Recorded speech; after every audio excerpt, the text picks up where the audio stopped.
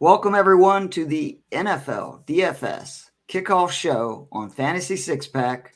I am your host, Keith Flemming. With me, as always, my boy, Joe the Brain Matz. We are fashionably late tonight, Joe. But, it's recommended starting time, not actual. That's right. But you will still get all of the DFS plays.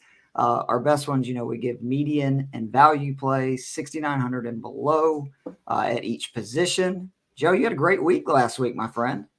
Yeah, it was pretty good. I'm not complaining after last week. Turns out my theory of the Rams offense, good. Checks out. Keep rolling with it. It does. And I'm very glad that I listened to you and not me in most of my lineups last week, because I actually came over to Puka, over Tutu, and you had a great week. You had the Kyron Williams play, Puka, Adam Thielen, Swift, Wilson. I posted on Twitter yesterday or the day before that, those five guys scored 120 points and would have left you 22,700 for the rest of your lineup. So yeah, my problem was not putting Kyron and Nakua in the same lineup. I was like, I'll split them up because they. Sometimes you get into that thought process of two guys on the same team. Am I capping myself? No, I know that was a mistake. I'm about to be going through it, but I don't care because it's a PPR league where I have Puka and Cup. So beautiful. I can promise you I will be running them out every week. I wish I had Puka in any of my leagues. I feel really stupid not having him. See, I got lucky, man. Because I had drafted Cooper Kupp in 3 weeks. So you were quick on the draw. Yeah. I immediately went and got him. And yeah, it's worked out very well, especially if Kupp ends up being what he was, which I saw him running some drills today. He looked like Cooper Kupp. And I don't think Puka's really going anywhere. He's just going to get less of a volume. No, less attention I feel too. like, yeah, it's like, remember, Robert Woods was a good fantasy receiver in his prime when he was playing, or OBJ when he was there. It's like, Brandon you have Cooks. Matthew Stafford and Sean McVay, more than one guy can eat. It's all right. Absolutely.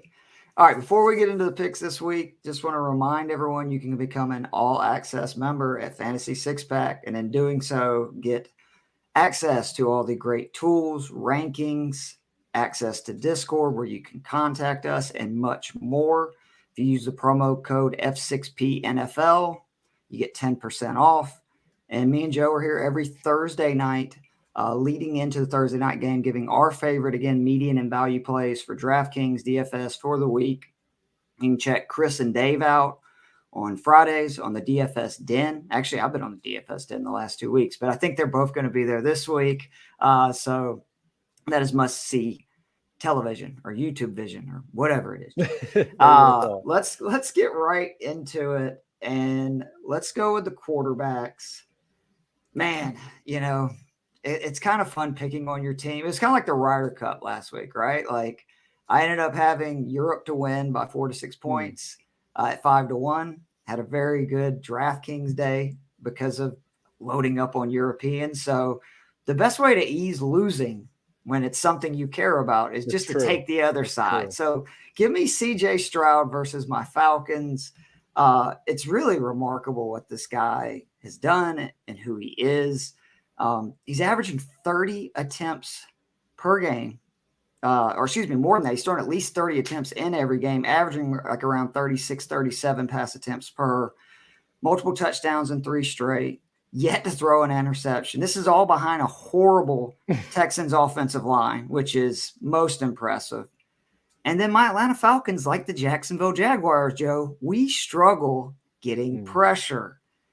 I said when I had CJ Stroud versus the Jaguars and the Texans lit up that Jaguars defense that this is a good matchup for Stroud because he's going to have more time than normal. He did. This is another situation this Sunday. I do not trust my Falcons to get consistent pressure, and we've seen what Stroud has been able to do with consistent pressure. And then the other thing is the Falcons are actually pretty good against the run. And in games that the Texans don't really run the ball for more than like 4 yards per carry, Stroud's averaging 44 pass attempts per game. In the games that they're averaging over 4 yards per carry, he's throwing it 30 times. I think it's going to be more towards that 40 number. My only concern would be the Falcons run it down the Texans' throat, which the Texans do struggle with that. I like Bijan Robinson a lot this week. But the Falcons have allowed 3 straight QBs to score 17 points or more on DK. And I think this is the week Stroud could run a little bit more. He has had a rush of 10 or more yards in 3 or 4 games. Now, he hasn't ran for more than like 11, 12 yards, but he's had at least a 10-yard run in 3 or 4. The Falcons have allowed a quarterback to have a rush of 19 yards or more in 3 or 4 games. And in that other game, Jared Goff had a rushing touchdown. I could see Stroud running. I love Stroud at this price. I think it's an extreme value versus a Falcons defense that is not very good.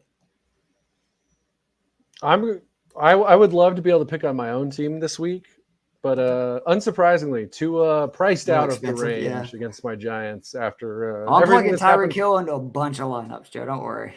Yeah, I would say you use our value plays to then spend your money on Dolphins this week. Sure. That's my advice. I'm going to risk it. 6,200, Joe Burrow. Yes. I think I more or less said last week. Double down. I love it, Joe. If they couldn't do it against Tennessee, over, and then they were awful against Tennessee. I love it. And yet here I am back again. I will tie this argument into my own team, and it's that, well, yes, listen, has Joe Burrow been awful this season? Yes. Has he broken 10 points only once this season? Yes. 16 points against a good Baltimore team, so I'll at least throw that in. But you know who else has been bad every single week except the week they played the Arizona Cardinals? Danny Dimes. That would be Daniel Jones. Exactly. Daniel Jones doesn't have a game where he scored more than 12 points. Did he score 11.7 or something crazy? Against Seattle. That's his best game. The Seattle game that we all just watched that was horrific. Second best game he's had on DK this year. You know he scored against the Cardinals? 34.7. And that's basically all in one half. That's true. Because the Giants had 0 points in the first half.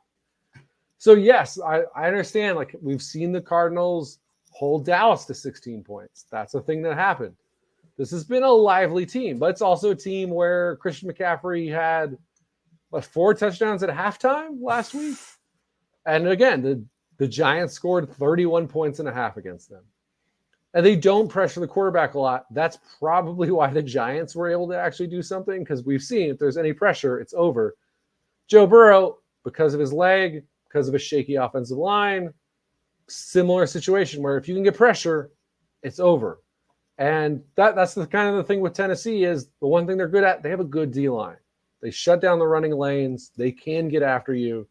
So I'm hoping that's what happened last week. And I'm banking, eventually, I assume Joe Burrow will get healthier. Now, when that really starts showing up in his play, I don't know exactly. It's hard to say. But I do know. I've seen teams get lit up, or I've seen this Cardinals team get lit up. And then, the old PFF wide receiver corner matchup.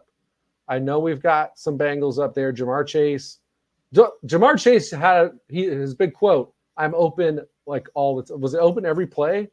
I think he said, "I'm open all the time." All the time, every play, something like that. He's going to get fed.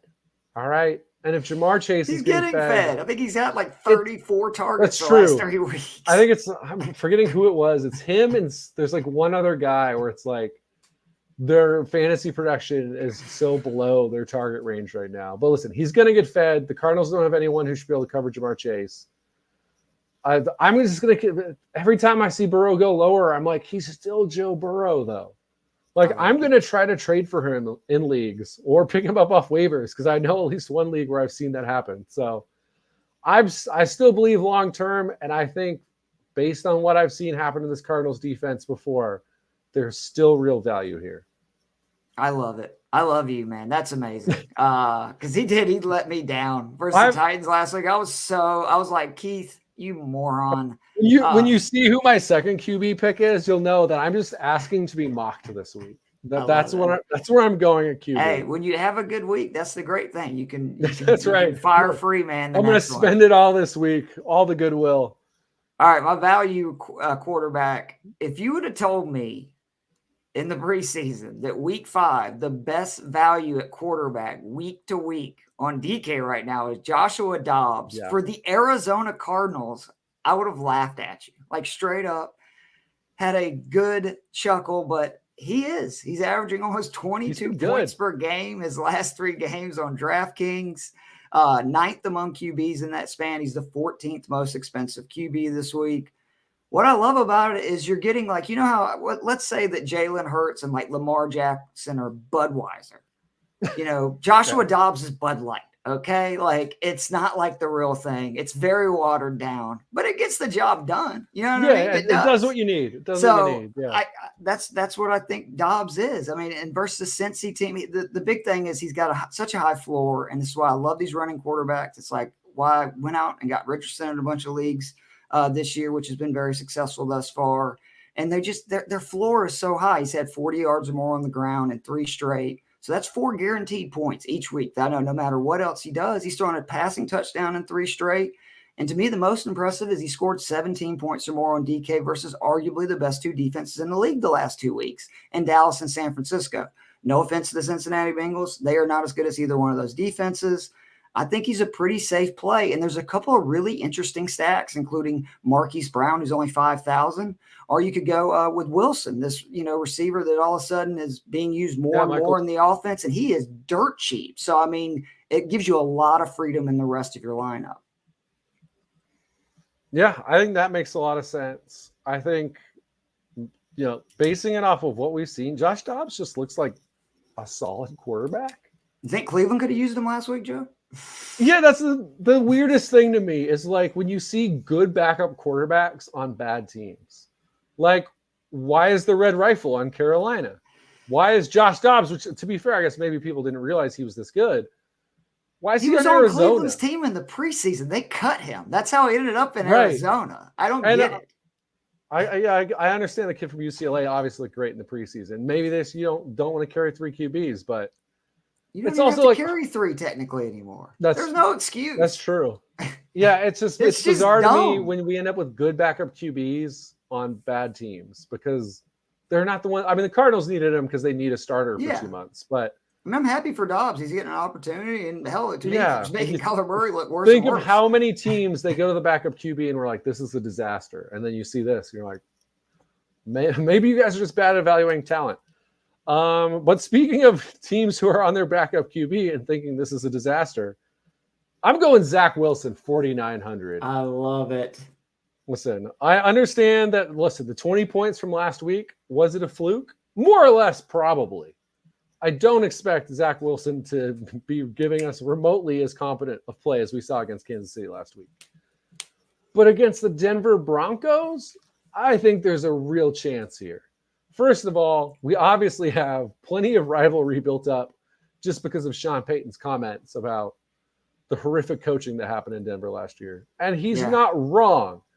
To be fair, he's also taken over and then not really done better so far. The offense is better, to be clear. But the offense is better, and you'd barely notice because the defense has gone from a top 10 unit to the worst in the NFL. And it's one of the worst I've ever seen.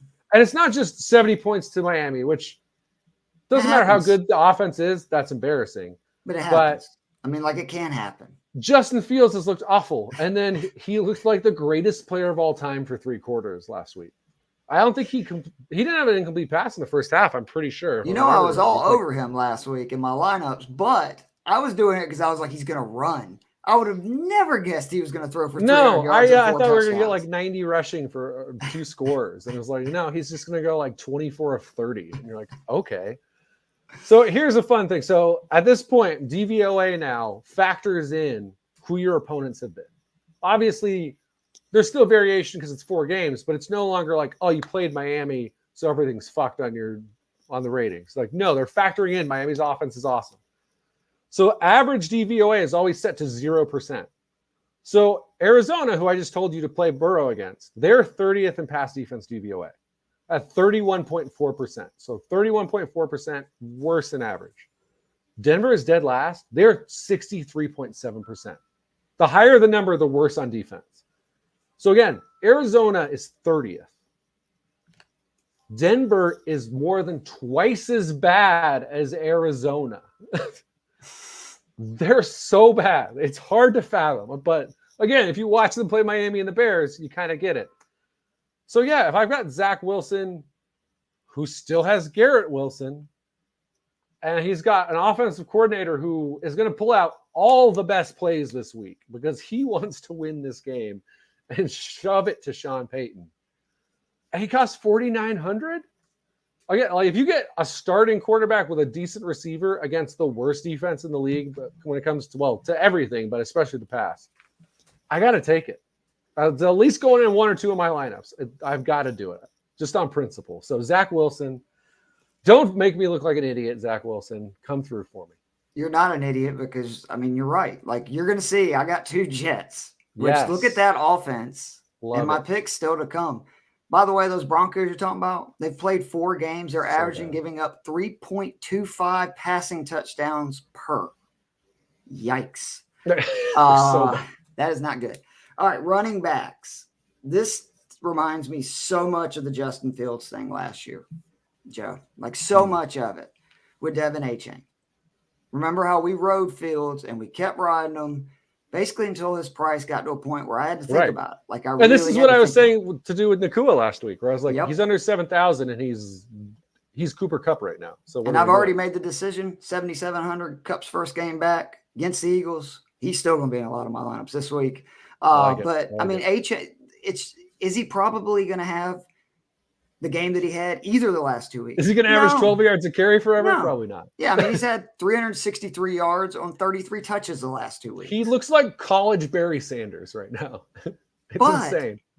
But if he has 50% of that, that's really good. Yeah. If he has like 30% of it, it's not going to kill you at this price. And earmuffs, Joe, the Giants' run defense is not Is it not good? Good. It's not good.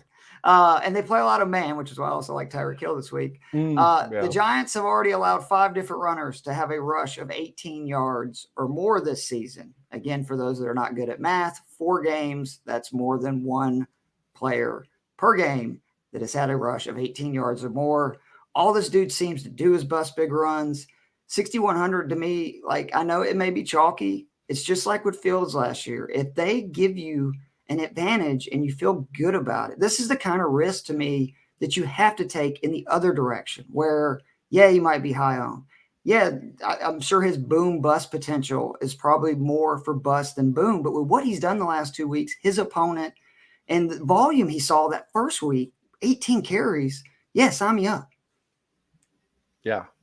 Again, I co-sign all Miami picks against the Giants. I mean, if you're like, hey, I feel the third receiver this week, do it. It'll probably work out. He'll probably score a touchdown because I'm literally just like, don't do worse than the Broncos, and it's a win. That's like, I'm trying to lose by less than 50. That's the Giants' goal this week. I hope we can do it. But play everybody. I'm going to go with a guy who I was very upset was on my bench in one of my leagues last week, because sometimes you forget when a guy was on your IR and then he plays on a Thursday, and that's David Montgomery. Will he score 37 points this week? To your A-Chain point, probably not. But does that mean he can't still score? Again, if he scores half of that, we're like, 18.5. We're not complaining too much. 6,600 against Carolina. Montgomery is the lead rusher. I think that's pretty clear. He just had 32 carries in a game. I do think Gibbs is a reasonable play this week, but coming back from an injury, he had that many carries. Yeah, I think anytime you're looking at a game where you assume Detroit will be in control, then David Montgomery's an awesome play because he's going to see 20 touches. It's an awesome offensive line with an elite play caller. And there's plenty of other weapons to distract you. And then Carolina, just not good against the run. DVOA, 11th against the pass, which is kind of the one reason I didn't go with another Jared Goff play this week, because I was like, you know what? They actually do all right against the pass. 32nd against the run. So dead last in DVOA. Adjusted line yards, which again is trying to just contain it to what's happening because of the offensive line versus the defensive line, trying to remove the larger 40-yard runs. Dead last in that too, at 5.25 yards per carry. So again, they're talking about a team that has not been able to stop the run, an elite offensive line. I think as long as Jared Goff plays well and they're at home, so he should, an elite offense. And David Montgomery is the lead back, at least as far as it comes to running the ball, which is what we're talking about here. So sign me up for David Montgomery yet again. Yeah, him and Adam Thielen are the two regrets I have from the preseason, because we saw this from the Lions last year. Like, we saw this. Jamal Williams was not the more talented running back, but they felt they could trust him. You know what I mean? He stayed healthy. He was durable, and he got the rock a lot, and especially in the red zone. It's the exact same thing that's happening this year, which is kind of crazy because of what they spent on Gibbs, but that's another story. Were you take a running back 12? But yeah. So whatever. You're familiar with the teams. I understand. I understand the frustration. Them, right? Yeah, I get it. My bargain, and he really will be dead to me. And not from a sense that I always root for him because I'm a big fan of his, but this will be the third time this year he's done nothing for me. I've had him in my place. Pick, so but Breece Hall versus the Broncos, I know he's only averaging 8 carries per game, but he is averaging 6.6 yards per carry. Not only are they playing the Broncos, I do think that they found a little something. Like, it looked like Zach Wilson's shoulders got a little bit straighter. You know what I mean? Stood up a little bit taller. I mean, hey, confidence makes a difference. It really does, especially for quarterbacks. Exactly. And I mean, again, this is a kid that's 22 years old. People compared him to Aaron Rodgers, literally coming out of college. Like, there was people that thought he was the best player in the draft with Trevor Lawrence, which was insane, but they had the right to that opinion. I just think they can stay in this game. He scored 15 points or more in his career in 7 of 8 games that he's had 10-plus rush attempts. His snap share is creeping up. First 2 weeks, 32%. The last 2 weeks, 46%. There's even some news in the New York media that any kind of snap count or pitch count, whatever you want to call it, will be gone starting this week. And if the Jets, in a wide open AFC, I'd like to add, for the 7th spot, can get this win, they're right back in it. I think Breece Hall is going to see a decent usage. And it's not the Bears. The Broncos just gave up 500 yards the last 2 weeks. Because, again, Miami has 2 very explosive backs, a very explosive offense. It was awful. They gave up 350 and 5 touchdowns. But to me, it's almost even worse that the Bears had 141 yards, just their running backs, on 23 carries. This is a team that did not eclipse 70 yards or more than 4 yards per carry versus any team they have played yet this season. They ran for $140 at 5.5 yards per carry. As Joe said when he gave Zach Wilson, this defense is bad, and you should take advantage of them until they figure something out. Yeah. So I love both of your running back picks, because what's one of the main things you want to look for the opposition for running backs? Bad tackling. And I don't know that there's been 2 worse tackling teams than the Broncos and the Giants this year. So I almost want Breece Hall, because I just think you look at that tackling and his ability to hit deep runs, and that's hard to pass up. I ended up going with Isaiah Pacheco. I love it. At 5,700. And it's not even really anything with the Vikings, because they're not particularly bad against the run. I just think they're a bad defense. I think Kansas City, as we've known for years, is, if not the best offense, then the second or third best offense every single season. And then you've got the lead running back, and he's been ramping up every single week. 4 straight weeks. Well, I guess 3, because you can't from the first week.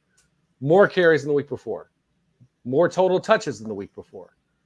Touchdowns in back-to-back weeks. Had his first 100-yard game last week. I see a game where, the Vikings, there's a chance they make this into just an all-out shootout. Maybe they keep up. Okay. Kansas City will keep up in that game. Pacheco, a bunch of scoring opportunities. If they don't keep up, you run the ball more, it's more Isaiah Pacheco. I feel good no matter what, because I don't really see a way Kansas City doesn't score 30-plus against Minnesota. That means we're getting 4 touchdowns. If he scores 1, we're going to be good. If he scores 2, we're off to the races. So Isaiah Pacheco, I think, just a super safe play, was still a high ceiling at under 6,000. Being used a lot more in the passing game than he was last year. 10 receptions in the 4 games so far. So, and this is a guy that last year, it's easy to forget, down that stretch. I know everybody remembers McKinnon. I think it was like the last 2 weeks he went nuts. But he had like 4 receptions in those games. They just happened to be for ridiculous. 2 touchdowns and a bunch of yards.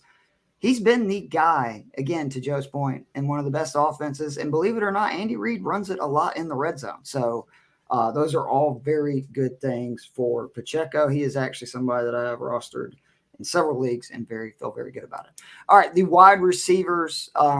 Pittsburgh, another team that's really bad with wide receivers. Number 1 receivers versus Pittsburgh this year. 35 receptions, 559 yards, and 6 scores. Yikes. Per game, the Steelers give up just to wide receivers 15.5 receptions for 215 yards. And then they're going to get Zay Flowers at 5,500. He's seen 19 targets, turned them into 15 receptions the last 3 games. What's insane about that is that one of those games was a bad weather game for passing in the Ravens-Colts game. And then last week, they were up so big early, it was not a pass-heavy script. So he's done that in 2 of the 3 games not being competitive.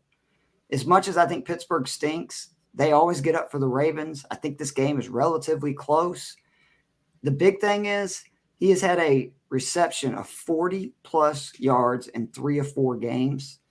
The big touchdown's coming for Flowers, but he's seeing the volume as well. So the first week that he catches that 30, 40-yard touchdown and you pick up 10 points right there, and then he still has 6, 7 receptions, maybe goes over 100 yards, right, with that big touchdown. He's going to be one of the top 5, 6 receivers. I think this is a good week 4, and I think he's a great value at 5,500. I like that one a lot. He's actually my bargain guy this week because I'm with you. I think if OBJ suits up, he's actually also a potential guy just because. What is he at this week? He's somewhere down in the 4,000s. You don't have to look it up. I was just curious. Because I know he's questionable.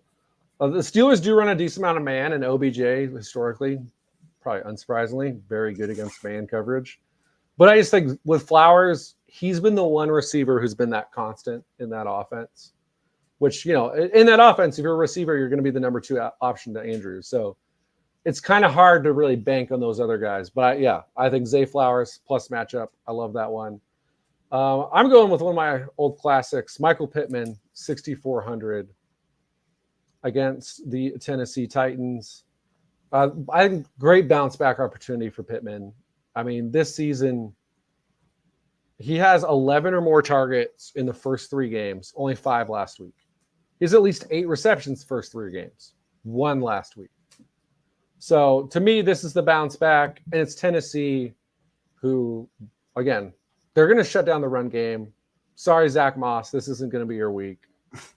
So it's going to be Anthony Richardson, and it's going to be the receivers. And at this point, I kind of trust this offense to be reasonable every single week. I just think Steichen knows what he needs to scheme up to help Richardson out. Richardson, obviously, talented guy.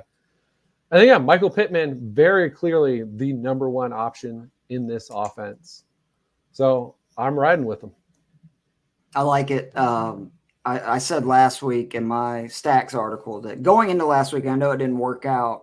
Pittman was seeing 30% of the pass attempts by Anthony Richardson. So I know last week might, scare people off. It shouldn't.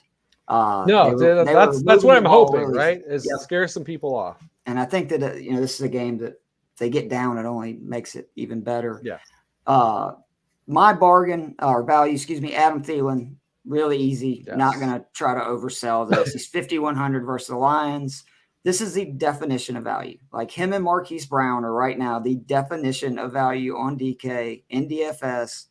I mean, the last 3 games, 31 targets, 8 or more in each, 25 receptions, 7 or more in each, 275 yards, 2 scores, averaging 24 or 23.37 points per game on DraftKings. That's 7th among wide receivers. He is the 22nd most expensive receiver this week. That's it. That's all you need to know. Until he goes up in price, he's going to continue to be in my lineups. And the great thing is Panthers are bad. Bad teams are down. They throw a lot. Yeah, it really is that simple. I love that pick. No notes. All right, so tight end, our favorite. They always hit. We never miss. We hate never very much.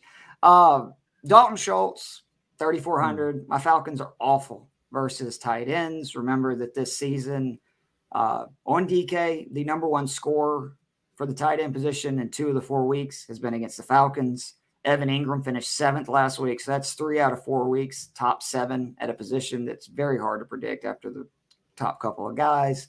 I love stacking Schultz with Stroud, who I gave you earlier. It's a very cheap stack. He's seen 13 targets over the last 3 games. Had his biggest game to date last week, 3 catches, 42 yards, a touchdown. Ironically, not from Stroud. But the Falcons allow nearly 7 receptions per game to tight ends. They give up almost half a touchdown. And, it's my favorite stat, Joe. 8 touchdowns allowed in the last 9 games. Again, last week, they didn't give one. The last time that happened, the following week they did. So, and it was a big game, by the way, by Laporta. I think Schultz, as well as potentially Dell, we'll get into a little bit, are in for monster games. And I love Stroud versus Falcons D. I mean, yeah, like we said, let's just keep picking on our teams. But yeah, I was almost giving up on Schultz this year, and then last week I was like, oh yeah, they remember they had him. All right, I'm gonna go with a guy. Shoot, I've gone with him at least once this year already, and of course I think it was one of the weeks he didn't turn out. It's Tyler Higbee, 4,100 against the Philadelphia Eagles. Now, obviously, there's the threat of you get healthier, there's more weapons. Maybe people forget about him, but hey, last 2 weeks, 5 receptions, over 60 yards, 16 targets total the last 2 weeks. Again, I just like betting on this offense because you have a top 5 play caller, you have a top 10 quarterback. Things usually go well. And then the Eagles, 30th against tight ends this season. They replaced their starting safeties and their starting linebackers from last year. So even though these guys are still talented because that's a well-run team, they're learning to play together. Some of them just aren't that experienced yet. And it shows 234 yards, 22 receptions, and 3 touchdowns on 26 targets to tight ends this year. So that's 9 yards per target. Not per reception, which is what you kind of expect with tight ends. That's per target. And you're completing over 80% of your passes to your tight ends. So there should be opportunity, again, over the middle of the field at the tight end spot. So give me Tyler Higbee. I love it. Again, spoiler for my stack article tomorrow. One of my favorite stacks is Puka, Stafford, and Higbee. The value, it takes me no joy in saying this, Joe, but it's Jonnu Smith for my Falcons, 2,900. I love it. I mean, let's just go over what's happened the last 3 games. 20 targets, 15 receptions. In that span, almost 11 points per game, at least 8.7 or more in all 3 of them. That almost 11 points is 9th among tight ends. He's the 21st most expensive tight end this week. And the Texans are not great against tight ends, 18th on DK in points allowed. It pains me to say this because, I mean, Pitts is only 500 more. And I so bad wanted to pull the trigger, Joe, and be like, you know what? This is the Pitts game. But I said it I've already done it like twice this year, been wrong. Yeah, so. I'm not doing it anymore. I'm done. Screw Arthur Smith. Maybe Kyle Pitts just isn't that good. I don't know. But I'm over it. Jonnu Smith is a great value, though, at 2,900. I mean, he is the true, like, value pick. So I'll choose someone a little in between because I definitely thought about it. Zach Ertz, still just 3,500 against the Cincinnati Bengals. Volume. Yeah, I mean, listen, Cincinnati 27th against tight ends this year, so they haven't been great. And then, yeah, speaking of the volume, 30 targets. That's second among tight ends. First in target share, third in target rate. He is getting the constant volume. 6 receptions in 3 of 4 games. Double-digit points in 2 of 4. And if I'm right, and this is a Joe Burrow comeback game, that's just more passes that Josh Dobbs is going to have to throw to go to your play. And that's more opportunities for Zach Ertz, who's getting 25% of the targets in this offense. So, yeah, I think, listen, if you want to roll the dice on that, I think you can either do a Burrow, get one of his receivers, probably Jamar Chase this week, as we mentioned, throw in Ertz, or do a Dobbs, throw in one of those Bengals receivers, throw in Ertz. And like you said, the receivers are also very cheap for the Cardinals. So if you believe in that Cardinals offense this week, you can really build up for no money and then just add Dolphins. Just add Dolphins to the rest of your lineup. That's the move. I'm going to do a lineup that's like that now. I've just talked myself into it. Pure Cardinals Dolphins lineup. Let's go. Alan, you there, buddy? Yep. Sorry, man. We're running late, so I want to go ahead and do your segment because if people are listening, they're going to want to know some bets for the game. So first of all, Alan, how you doing? I'm good. You doing good? Yeah. We over the Americans? Not really. I haven't recovered from that yet. I said I'm doing good. I didn't say I was doing that good. All right. What are you thinking about this game? Break it down for me. I mean, it's two teams. I like Brian Robinson's prop. I actually took him on an alternative, over 70 yards. Anytime score is a good one for him too. Today, I would expect, even if they're competitive with, like, the Bears are competitive, he'll get a heavy dosage. Maybe 20, 22 carries today. He's using around 15 and 65. Bears don't really present a lot of defenses everybody has seen over the last 4 weeks. But one thing I found interesting, they're giving up almost 3 passing touchdowns a game. And so I thought this would be a good Terry McLaurin game. And he's actually plus 115 anytime scorer. He's like 56 yards for his yardage total too. Yeah. But I couldn't find it. But if anybody can find like, you know, the like prop where it's a certain amount for like your longest pass, I would think they would hit a big pass tonight, like something at least 35, 40 yards. It's worth a shot. But honestly, I stayed on just the prop thing. I've got a 6-1 prop boost. Commanders first half over 12.5. Robinson alternative yards over 70, and then McLaurin to score at least 1 touchdown. That with the profit boost on DraftKings was plus 680. And you just don't like it because it's 6 points, and you don't think Washington's that good. I mean, this is like a stay away. It's 6 points. Yeah, it's a mediocre team versus a really bad team. On a Thursday, we're crazy. Yeah, on a Thursday. Yeah, if you wanted to take a lean, I'm leaning Commanders just because it's a bad team. They're unorganized and it's a short week. Yeah, I would be totally shocked if they covered this, and then it would speak volumes to the Commanders as a team.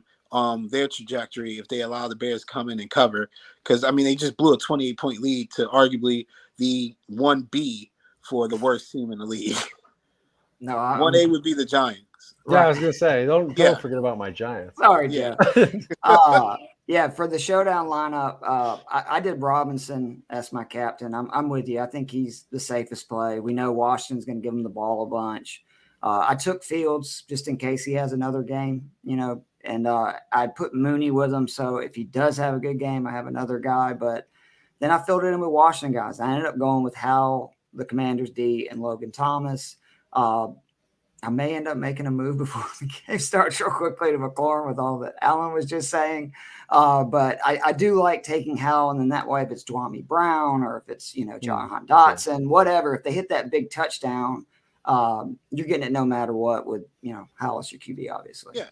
The real concern with McLaurin for me for the yardage was if they get up early, if Justin Fields has turned the ball over and they get up like 3 scores, like Ron Rivera is super conservative.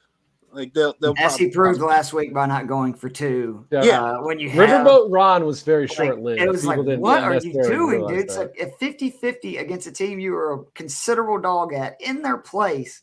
Go for it. Like that made me sick. I was kind of shocked because any other time he would have went for it. I think it shows he thinks they're good, which I do appreciate because maybe he's afraid you're sending the message to your team that, like, look, I don't think we can actually beat these guys, right? Last year he sabotaged their playoff run because he thought they had another game to spare. So I don't even think he's giving it that much thought. I'll never let that go, man. You're a $1 million coach. You get to a press conference and somebody has to tell you, like, hey man, you're eliminated. Yeah, you know you had a chance to make the playoffs, and then you tried to argue them down for a second. Like, no, we didn't. Wait, we did? Come on, man. That's super embarrassing. It was like SNL. Like, seriously. Yeah. Alan, real quickly, tell everybody where they can find your great work. You can find me on Twitter or X as long as it lasts. Actively Lazy 55. Facebook in the IBN group. Do a segment on the Inside Drive on ESPN Radio Northwest Florida on Thursdays, and then honestly, just shoot me a DM or join the Discord. I'm in there. Just at me. I'll respond.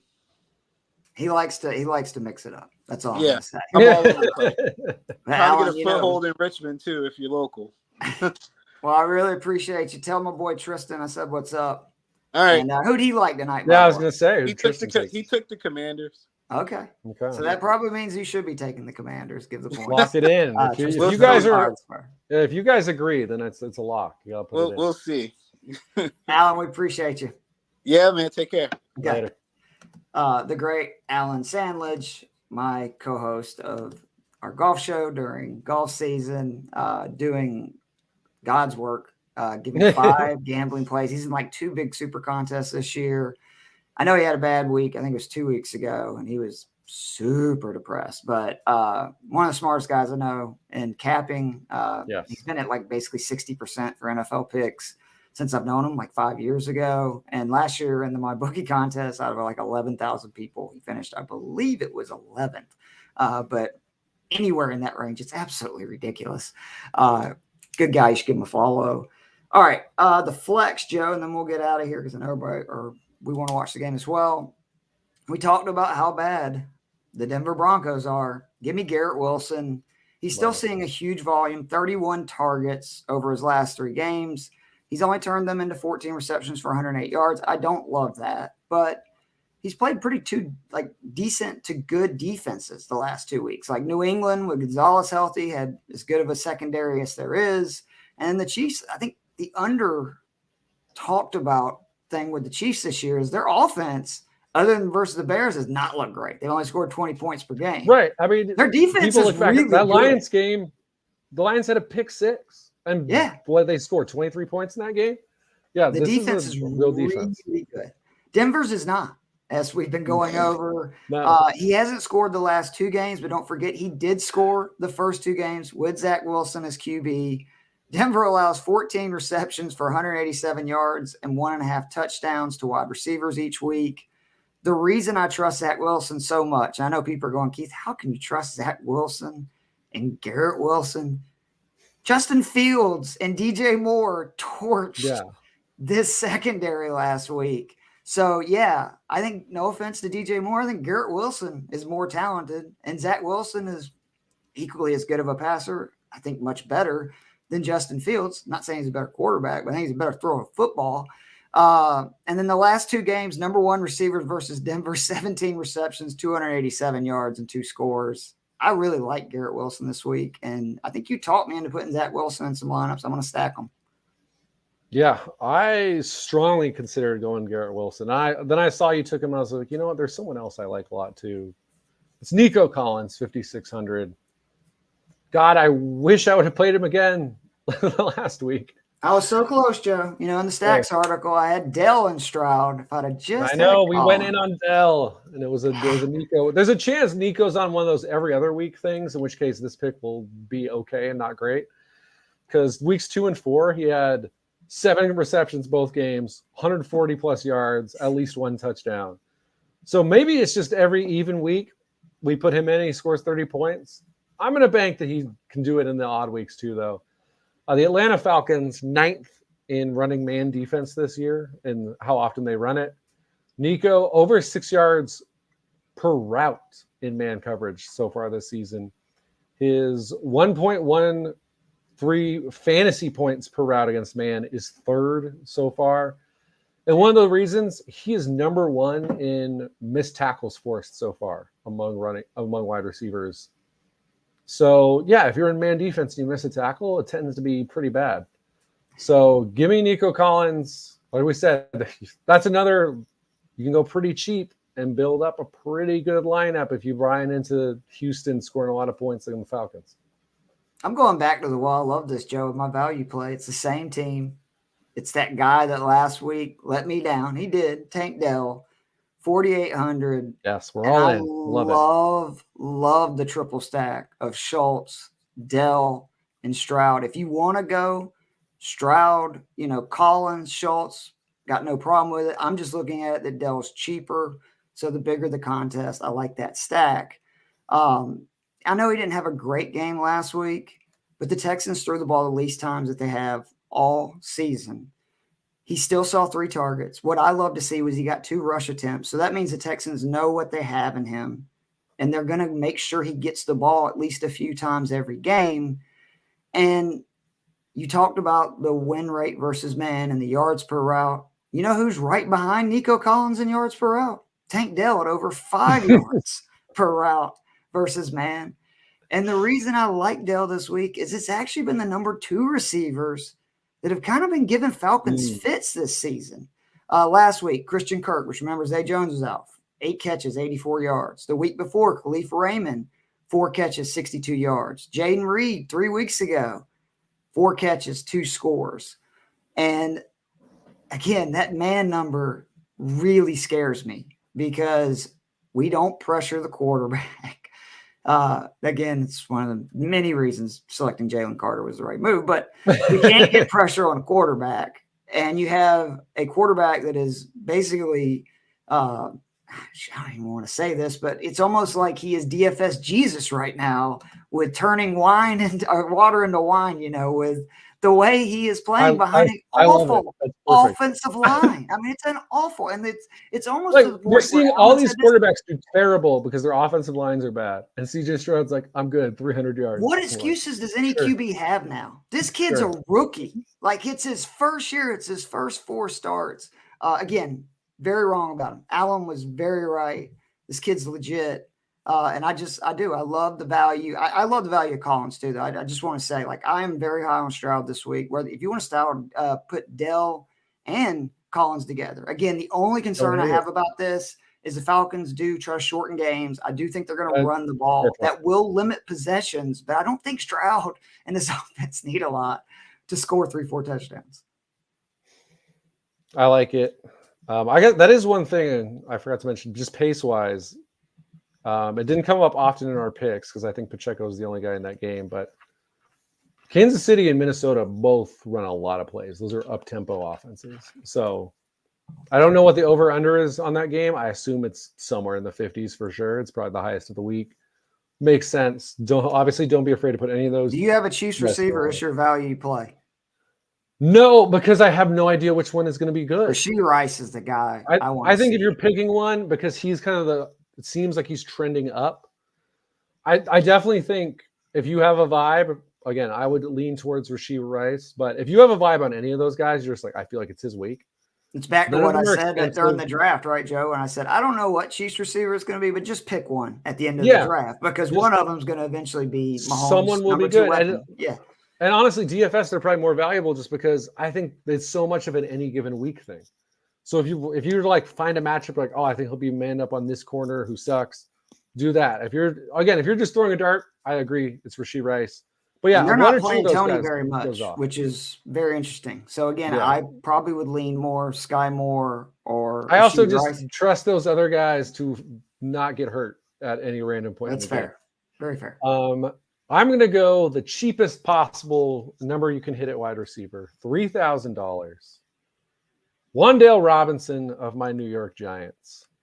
Now, obviously, there's the risk that Daniel Jones is never able to get a pass off for an entire game, and it's a complete disaster.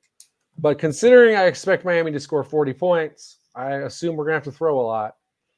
And I just don't think Wan'Dale Robinson is like a lower tier option in this offense. He missed the first 2 weeks.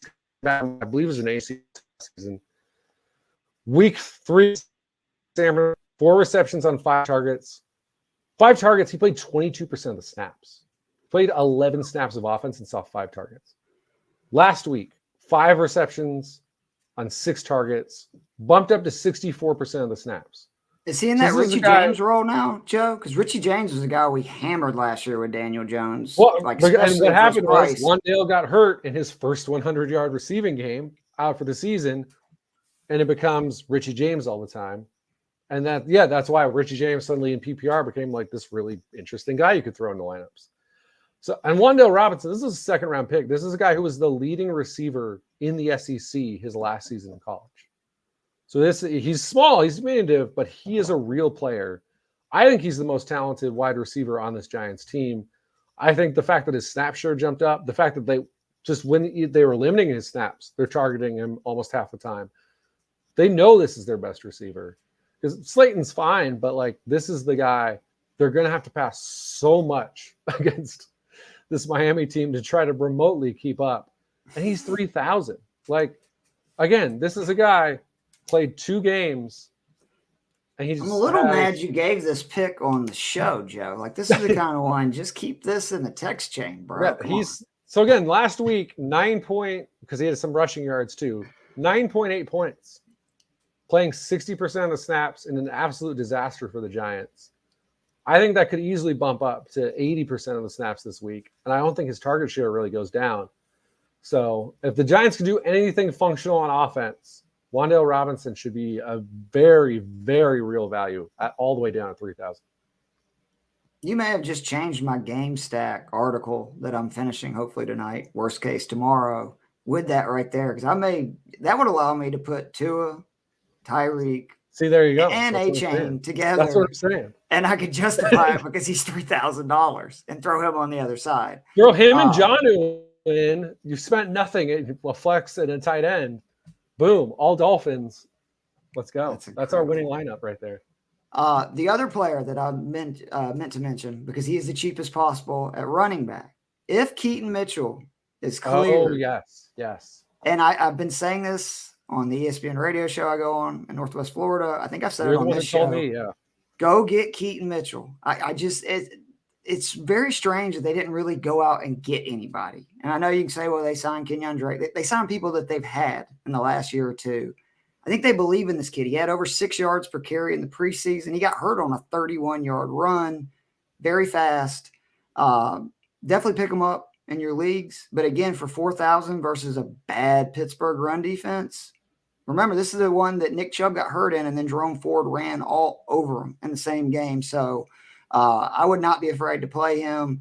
I don't trust any of those other guys because they're just, for me, too expensive. You never know what's going to happen. So but at $4,000, yeah, why not throw them in? Real quickly, defenses, then we'll get out of here. For me this week, Joe, I am really looking at the Saints, the Patriots. Yeah. But I'm afraid both of them are going to be chalk. That's probably true. And then they're the two obvious plays to me. They're good defenses against not great offenses. You just kind of pick whichever one you think will win. And then the other one's the Titans. They're that cheap one that I'm looking at. Like, their defense is better, I think, than I expected. Like, because I know the Bengals are a mess, but yeah, they dominated that game. Yeah. And the Colts, I think Richardson will be fine for fantasy. I think it's actually good for, Pittman and them. You can't run the ball on Tennessee. Like, It's just like Richardson might be able to have some success, on pass plays and stuff. But, like, I don't care if they have Taylor and Moss back there. Like, the Titans are legit the best run D in the league. That's the one I keep coming back to. But I think that if you're in a cash game, and you're not looking to be contrarian, I'm going with either the Saints or the Pats. Yeah, same page exactly. I just think the Saints, Pats, like I said, pick who you think is going to win. Or if you just think the Jets really run the Broncos, I think there's something to that. But yeah, we're talking about a rookie QB who really only, again, played 1 year of college as a starter, and he's going to be without a run game. And that's not easy. Now, obviously, I picked Michael Pittman. I think they'll have some success through the air. But Michael Pittman could have, 8 receptions for 95 yards and a score, and there could be 3 turnovers, and the Titans score a touchdown, and they score 20 points too. So, yeah, I think because when you look at the dirt cheap defenses, obviously, whatever you do, don't take the Giants. Find the $200, $400 to spend. Don't take the Giants. And then after that, yeah, like it's a weird price to me because, yeah, I would much rather save $100 on the Titans than spend money on the Vikings against Kansas City. So yeah, good luck I there. think that's the clear. If you need to save money, you go with the Titans. All right, Joe, you got anything you want to plug? Don't watch the Giants. They're terrible. Instead, watch baseball. Into baseball now. My Twins finally won not only a series for the first time since I was 12, but a playoff game for the first time since I was 14. 2 of them. The 18-game losing streak is over. And unlike the Diamondbacks, who I also love, they have to play the Dodgers. We get the Astros, who I feel like, hey, if you can avoid the Braves and Dodgers, thank God you guys are in the NL. I think my Twins got a chance. So go Twins. Baseball is back. I'm definitely pulling for you. I will say that with the rule change, I went to a game this year. You know, I basically quit on baseball. It's so much faster. Totally different. So much faster. Because that was always my complaint was like, what is taking so long? You know, in case anybody that knows me knows, I got ADD, ADHD. You write them down. I got them all. So not patience is definitely not a virtue. For me. But my problem is I'm a completist. So I'd be at a game and it would be like 10:30 and be like 11 to 8 because this was when I lived in Colorado, so I went to Coors Field. So of course it's like 11 to 8. And everyone's like, let's leave. And I was like, but I want to see the end. I was like, I want to know how it ends. Like, we could watch highlights. It's like not the same. Now it's not really a problem anymore because the games end in 3 hours, which is great. So, yeah, get your beer early and have a great time. Well, I'm rooting for you. But be sure to check out all the great work at fantasy6pack.net. I really do think we have one of the best DFS teams anywhere. You look at the plays that have been given between Chris Robin, Dave Eddy, Joe, and myself. And we're very proud to be a part of this team. So for Keith and Joe, this is the NFL DFS Kickoff Show on Fantasy Six Pack Week 5. Good luck, everyone. Peace.